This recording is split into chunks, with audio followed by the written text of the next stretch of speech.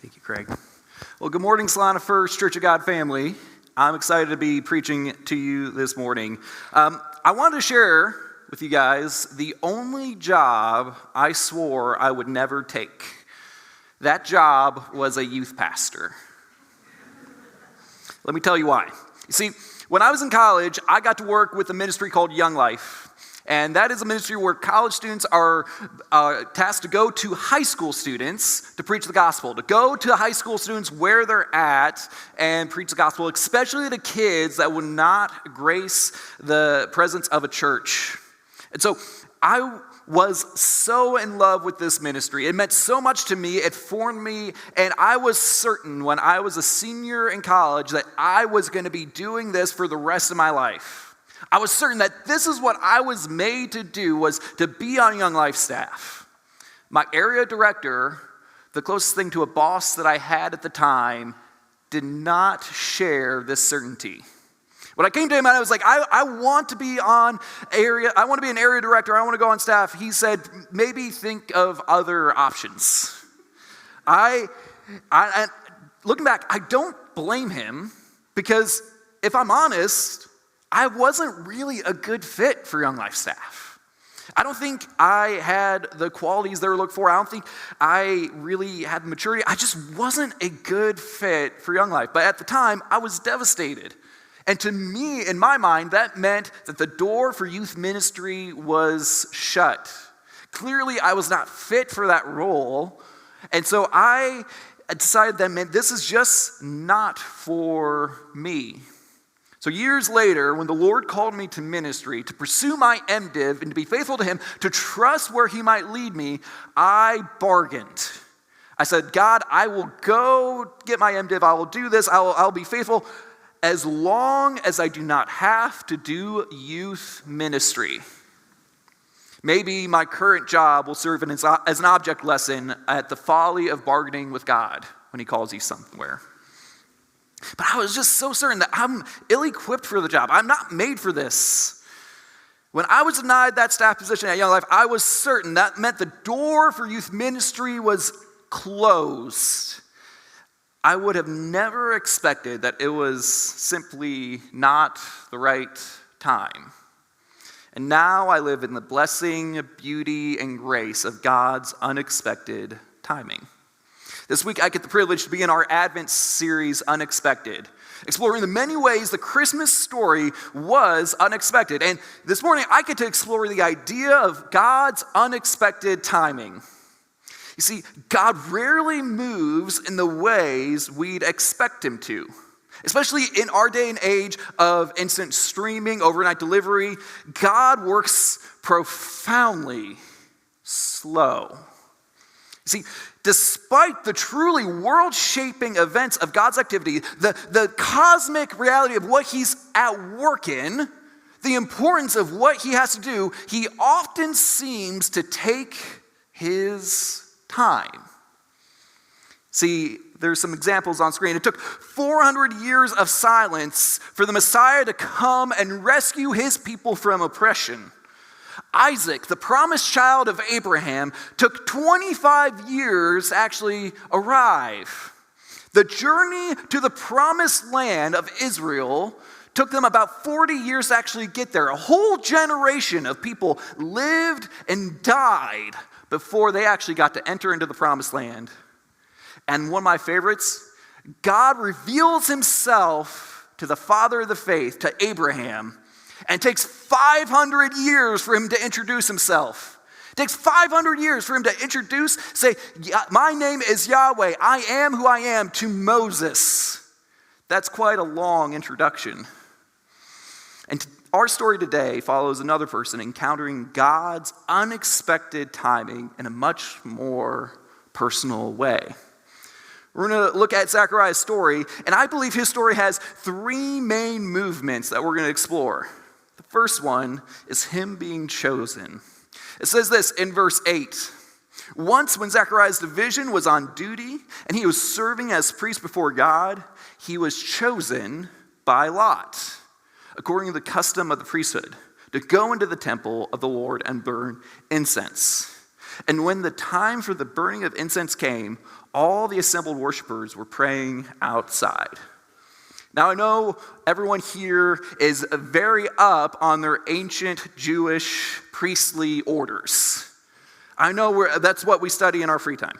But in case you're not, this was a huge deal. First of all, the temple was only one temple. There wasn't a bunch of little there's one temple of God. For the whole Jewish faith, every Jew knew the one temple of God. And within that temple, there was a big curtain. And behind that curtain was what they called the Holy of Holies. It's where they believed God's presence dwelt, within this Holy of Holies. And one priest a year was able to go back there and start the incense. And that would burn throughout the whole year. One priest. That the odds are it was a random chance of 1 in 20,000 would be able to go in and burn those incense. 1 in 20,000. That is a once in a lifetime opportunity. That is like if you are a devout Browns or Dolphins fan, I've seen them in the Super Bowl. That's once in a lifetime. It's an amazing chance, especially for a devout man of God, a pastor, a priest. And he gets it. He gets chosen. Let's see what happens next in this moment. It says this in verse 11. Then an angel of the Lord appeared to him, standing at the right side of the altar of incense. When Zacharias saw him, he was startled and was gripped with fear. The angel said to him, "Do not be afraid, Zechariah. Your prayer has been heard. Your wife Elizabeth will bear you a son, and you are to call him John. He will be a joy and a delight to you, and many will rejoice because of his birth, for he will be great in the sight of the Lord. He's never to take wine or other fermented drink, and he will be filled with the Holy Spirit, even before he is born. He will bring back many of the people of Israel to the Lord their God. And he will go on before the Lord in the spirit and power of Elijah to turn the hearts of the parents to their children and the disobedient to the wisdom of the righteous, to make ready a people prepared for the Lord." Now what's interesting here is likely when he was lighting that incense, he wasn't praying to God that he and Elizabeth will get pregnant. He wasn't praying for a child at the moment. Why? Because we think he was him and Elizabeth were at least in their 60s, if not in their 70s or 80s. This prayer that God is answering has long been abandoned. It's long been abandoned. It would be foolish to continue to pray for a child once you're past childbearing age. He is in the midst. The dream of a child is well past and gone.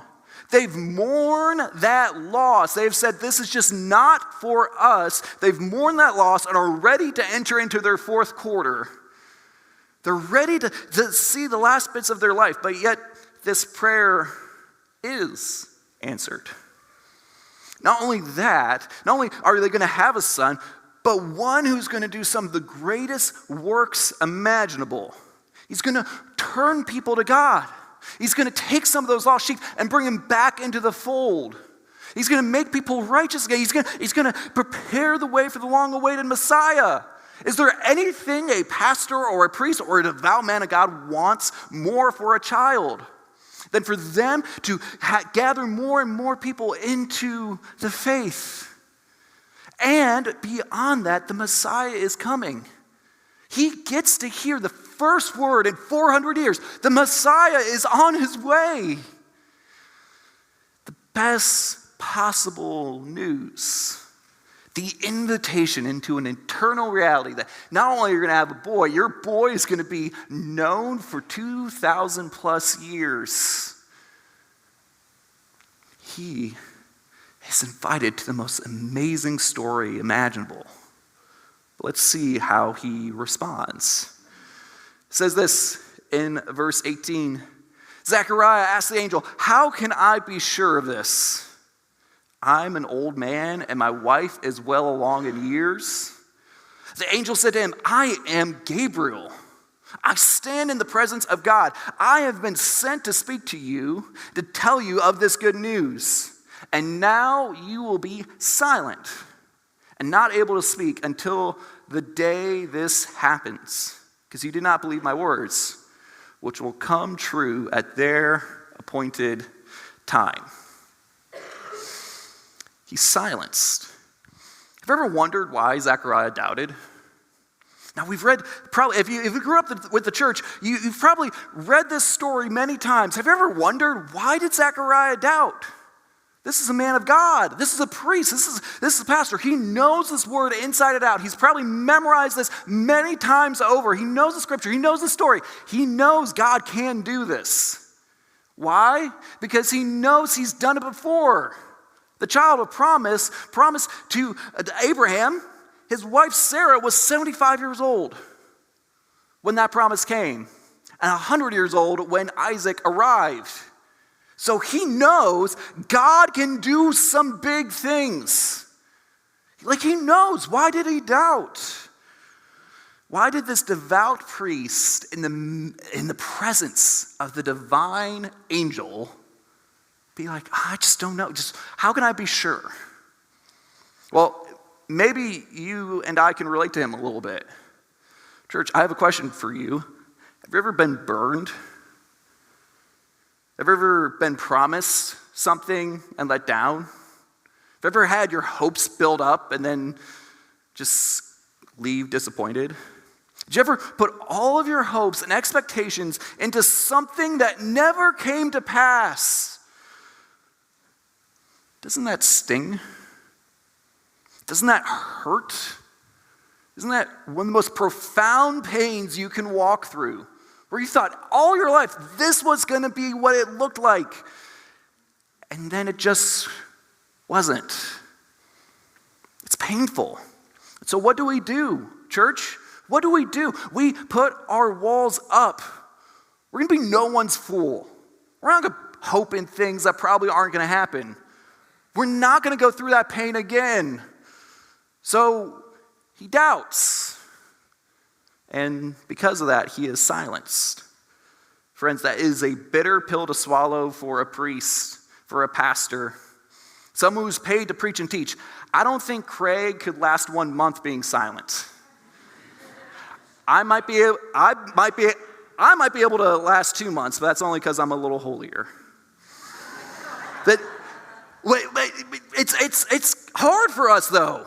Because that's who we are. That's what our job is. To preach and to teach, to talk, to have sermons, to teach people. Like if I can't have my voice, what do I do? If I don't have my voice, what am I? Man, he is given silence, and especially after hearing the most amazing news. 400 years, longer than we've been a nation. They have been waiting for the Messiah, and he knows it's coming. He's the only one who knows it's coming. And he can't tell anyone. It's a bitter pill to swallow. But I think this silence is not just a punishment. I think this silence actually helps reveal why God chooses to move slow. Why work slow? Why does he choose to work so slow? It's because to work slow is to force us to wait. It forces us to wait. Waiting, despite what our culture wants you to believe, is not wasted time. Waiting does something to us and in us. Waiting is where God can do the most work in us. It's in the waiting that God can most profoundly work within us. It's because waiting creates space. It creates space in an overbusy world. First, it creates space for reflection. It gives us some space for reflection. Most of us are so busy, we never pause and reflect. We never consider, why do I desire this so badly? What is this about this thing that I want so, but why do I desire this so badly? Who am I with this gift or without this gift? If this is never given to me, who am I? What's my identity? What do I have to work out inside, in me? What might God be doing in the midst of the waiting? Zechariah has 9 months to sit and reflect. Rather than just busy himself, produce, do work, he has said, no, you're taking a 9-month sabbatical. You sit and reflect on who you are. That is the work you are called to do. Second, it gives us space to dream. It gives us space to dream. Maybe those longings shift. There might be longings in our lives today that just these dreams that we had as younger folks that were like, that's just not in the cards. It just probably isn't going to be the way that I always thought it was going to be. The picture of your life might change.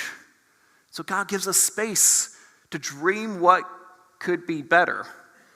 He gives us space to think of how God might make this season, this waiting, this denial into something good and even better than we could have imagined. Because I promise you this, Zechariah's vision board wasn't to change diapers in his 60s. It probably wasn't, but God's dreams were bigger. He gets to raise a prophet who would announce and prepare the people for the Messiah. Finally, it gives us space for questions. I believe God invites our honest questions and our moments of doubt. See, I think he likes us to poke around in our faith, to wrestle with the hard stuff of saying, this is what I read in the Bible, this is what I see in church, this is what I see as God, and my life's over here. And the picture I have doesn't make sense with my present reality. He likes us wrestling with that. He likes us working that out. Why? Because it makes our faith stronger. If we never put any weight on the bar, I fear for us, church, that the lightest inconvenience will shake our faith. If we don't put that work in, if we don't wrestle, if we don't say our doubts to him, it means that our faith gets weaker and weaker. It doesn't mean it's stronger. Faith, questions and doubt actually strengthen our faith. Many will see Zechariah's silence simply as punishment. But I wonder if there's a gift in the silence as well. If there's something bigger that God's trying to teach him in the silence. So, church, as we approach the Christmas season, are you waiting? In your life, are you waiting? Do you have a longing in your heart that's been a deep desire that can't be wrapped up and placed under the tree? Do you have something that you long for, that maybe you've been longing for years and years or decades, and it's just waiting? I know in a room this size, there's likely so many with such profound pain around this idea of longings that are good and righteous that are not fulfilled. There's so much pain that could be just, I want this good thing, and it's just not coming. Maybe it's a career, maybe it's finances, maybe it's relationships and families that are just not coming when we would want them to come. The waiting can seem so cruel, can't it? The waiting can seem so cruel, especially when we want those good things. What I want you to hear this morning, waiting isn't God abandoning you. It's God forming you. The waiting isn't God abandoning you. It's God forming you. I want you to consider this. How can we trust God in the waiting? It's not because of our faith or our strength. It's all to do with his character. We're going to finish up with this. I want to talk about a characteristic of God that I think gets misunderstood so often. We're going to talk about the eternality of God. God is eternal. And for most of us, we can kind of have this picture of that just means God was there at the start and then he just kind of stuck around. And he's just kind of curious with us. Like, I don't know what's going to happen in the next election. I don't know. Like, let's see. Let's roll the dice. We can kind of, if we're honest, a lot of times we can think God was just there a long time ago and then he just keeps gumming around for the ride. But eternality means something far more beautiful, church. It means full comprehension and participation in every moment. It means God is fully present right here, right now, and he's fully present with Zechariah right then and right then. He's present in both realities. What that means, God was with Zechariah when he was longing for a child. When he's praying those raw prayers, maybe that you've had, when he was in his 20s, when he's saying, God, I'm doing everything right. I'm a man of the Lord. I am righteous. There's none like me in all of Israel. I take your word seriously. I'm working for you. Can you just give me this? Can I just have this? Can I have this one thing? He's with Zechariah during that last prayer where he's like, that's it, I'm done. This just isn't for me, fine. I'm going to go on. I'm going to make my life. I'm going to choose to make my life for you even though you've denied me this beautiful thing. And he's with Zechariah when the angel comes and heralds the good news. And he's with Zechariah when his baby boy John is born to him. He's fully present in all realities, and he's with you, church, during those deep longings, those deep pain points, and he knows how your story ends. He's with you right now, and he's with you on your deathbed right now. And the hard work we are called to, church, is to trust. Band, you can come up. I thought my world was ending when I was 22 years old. And the job I had always wanted was outside of my reach. This thing that I thought I was made for. My whole life was leading up to being on Young Life staff. I thought it was over. But if I'm honest, I now know I would have been far worse off if I had gotten what I wanted. I would have been far worse off if I had been on Young Life staff. I would have never gone to seminary. I would have never grown in my biblical knowledge. I would have never grown in just my relational depth and my maturity. I would have never began to work here. And it has been such a blessing to be at this church. Looking at the long view, I see that God's timing allowed me to grow more spiritually, relationally, and personally. And I know for certain that I am exactly where God needs me to be, exactly when he needed me to be. Church, you can trust God's timing, even when it feels slow, unexpected, or unclear. He's already at work in your story.